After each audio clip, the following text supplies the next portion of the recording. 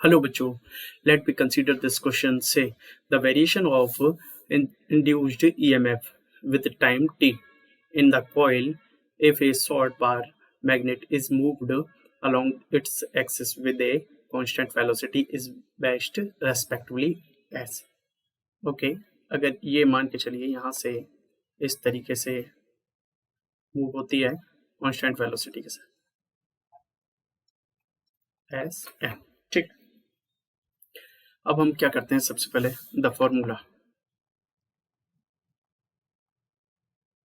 फॉर्मूले के through EMF का जो फॉर्मूला हमारा दिया गया है उसके थ्रू हमें पता है कि ई इक्वल्स टू माइनस का एन डी फाइव आई हमारा डी टी होता है, ठीक है, जिसमें फाइव इक्वल्स टू हमारा बी डॉट ए होता है, यानी कि ई के साथ ई इक्वल्स टू माइनस का N D upon D T जो हमारा है, या फाइव की जगह हमने वैल्यू पुट कर दी बी डॉट ए।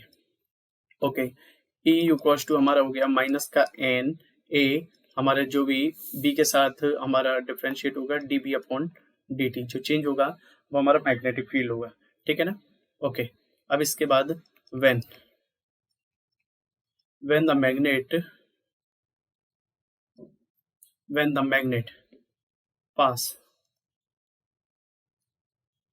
passing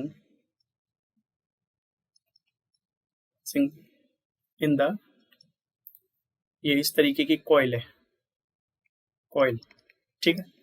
तब ऐसी सिचुएशन में आपका क्या होगा, E equals to N A D B by D T होगा, ठीक है। कैसे, जो आप पासिंग करोगे ऐसी कंडीशन पे तो ये आपका D B by D T होगा। ये जो माइनस में है ये दिखा रहा है कि पहली कंडीशन जो पासिंग हो रही थी उस कंडीशन से जैसे ही पास हुआ है तो वो चेंज हो जाएगा, उसका ग्राफ चेंज हो जाएगा, माइनस से प्लस में आ जाएगा। अब ये चार ऑप्शन दिए गए हैं ग्राफ में, सारे ग्राफ ये सारे प्लस में ही चल रहे हैं, पर ये ग्राफ हमारा दिखा रहा है कि जो ईएमएफ है टाइम के रेस्पेक्ट में वो हमारा माइनस से चलकर कहाँ आ गया, प्लस पर आ गया। ग्राफ वैसा ही चलेगा, सेम टू सेम डिक्टो वही चलेगा। सारी वैल्यू ये देखो, पहले की वैल्यू है ये, उसके बाद यानी कि पहले माइनस में था, माइनस में ग्राफ दिखा दिया, फिर हमारा प्लस में आया तो हमारा ग्राफ चलकर प्लस में आ गया, ठीक है। यानी करेक्ट आंसर हमारा second. I hope you understand this question.